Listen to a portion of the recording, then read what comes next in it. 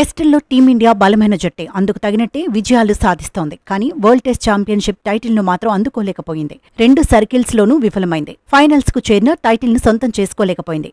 WTC world test championship final ఇప్పటి వరకు 2 సార్లు జరిగింది. 2 సార్లు ఫైనల్కు చేరిన జట్టు టీమిండియానే. ఒకసారి ఫైనల్లో న్యూజిలాండ్ చేతిలో భారత్ కంగుతింది. ఆ తర్వాత ఆస్ట్రేలియా చేతిలో చిత్తైంది.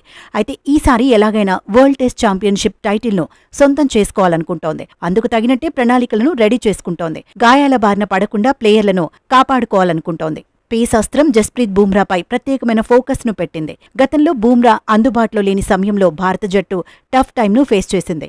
జస్ప్రీత్ ఆడినప్పుడు మాత్రం టీమిండియా మరింత బలంగా కనిపిస్తోంది. T20 వరల్డ్ కప్లోనూ అదే జరిగింది. మిగతా జట్టుకు టీమిండియాకు మధ్య ప్రధానమైన తేడా బూమ్రాని అనడంలో డౌట్ లేదు. అయితే స్టార్ బౌలర్ను జాగ్రత్తగా బరిలో దింపాలనే ఆలోచనలో సెలెక్టర్లు ఉన్నారు. T20 వరల్డ్ కప్ తర్వాత ఏ సిరీస్లోనూ ఆడించలేదు. జింబాబ్వే టూర్కు యువ ప్లేయర్లే వెళ్లారు. శ్రీలంకతో T20 సిరీస్ నుంచి కూడా బూమ్రాకు సెలెక్టర్లు రెస్ట్ ఇచ్చారు. వన్డే సిరీస్లోనూ ఆడించలేదు.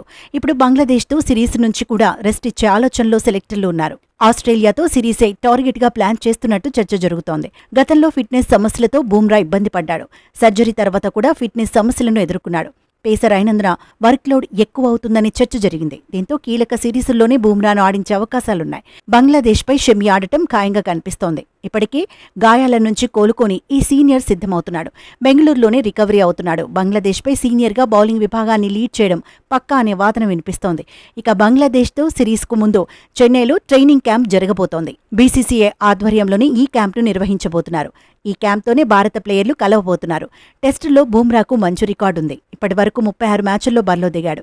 159 వికెట్లు సొంతం చేసుకున్నాడు. చివరగా ఇంగ్లండ్తో టెస్టు మ్యాచ్ ఆడాడు. మళ్లీ ఆసీస్లోనే బరిలో దిగుతాడా అనే చర్చ జరుగుతోంది.